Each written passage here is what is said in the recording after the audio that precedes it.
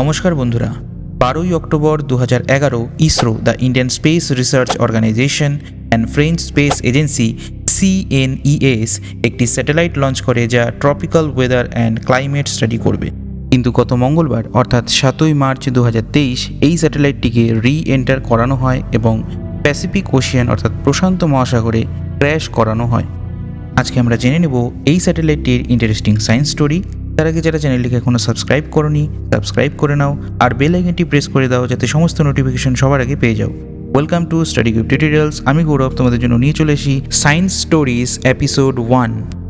যে স্যাটেলাইট নিয়ে আজকে আমাদের আলোচনা তার নাম MT-1 MEGHA-TROPIQUES।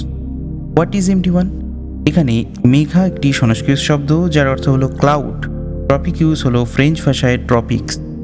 এটা একটি joint program ISRO and CNES এর। এই প্রোগ্রামের স্পেস ক্রাফট কনস্ট্রাক্ট করেছিল ইসরো এবং 4টি ইনস্ট্রুমেন্ট ক্যারি করিয়েছিল যাতে আর্থ অ্যাটমসফিয়ারকে নিয়ে গবেষণা করতে পারে। ভিডিওটিতে আগে যাওয়ার আগে চলো আগে আমরা জেনে নিই স্যাটেলাইট আসলে কি।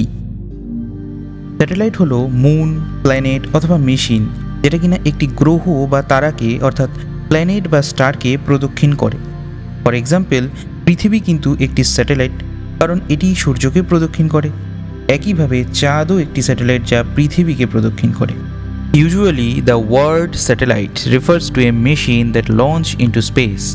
স্পেসে লঞ্চ করা এই মেশিনটি পৃথিবী অথবা অন্য কোনো মহাকাশীয় বস্তু অর গ্রহকে প্রদক্ষিণ করে এই নির্দিষ্ট বস্তু বা গ্রহ থেকে গবেষণামূলক তথ্য গ্রহণ করার জন্য।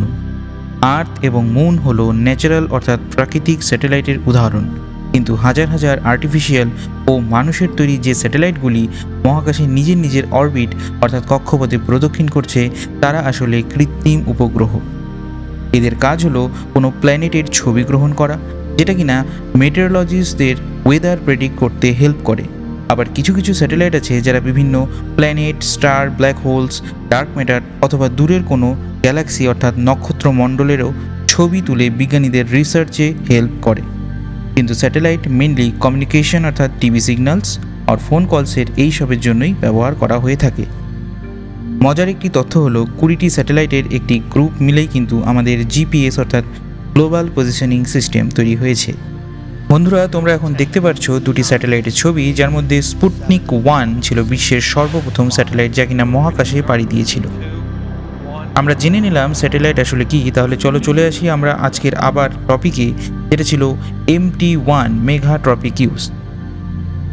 এই মিশনটি ইনিশিয়ালি প্ল্যান করা হয়েছিল 3 বছরের জন্য, কিন্তু পরবর্তীতে 1 দশক অর্থাৎ 1 ডিকেডেরও বেশি সময় ধরে মিশনটিকে কিন্তু এক্সটেন্ড করা হয়।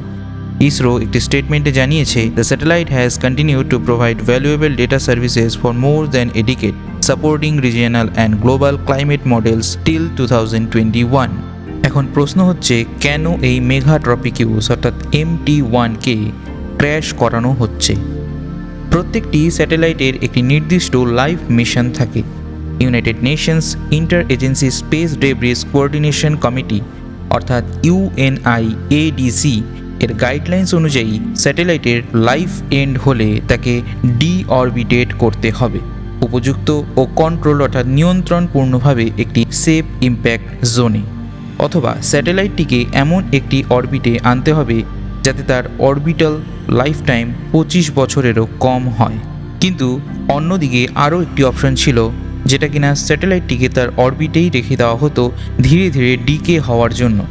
কিন্তু এক্ষেত্রে MT-1 এর অরবিটাল লাইফ টাইম, যার ওজন 1000 কিলোগ্রাম, যেটা কিনা 100 বছরেরও বেশি হতে পারে 867 কিলোমিটার অল্টিটিউডের অপারেশনাল অরবিটে। এই স্পেসক্রাফটটিতে এখনও 125 কিলোগ্রাম অনবোর্ড ফুয়েল আছে, যেটা কিন্তু একটি অ্যাক্সিডেন্টাল ব্রেকআপের ভয়ের কারণ হয়ে দাঁড়াতে পারে এবং ইসরোকে বিপদের মুখে ঠেলে দেবে ডিঅরবিট করার এই প্রসেসে।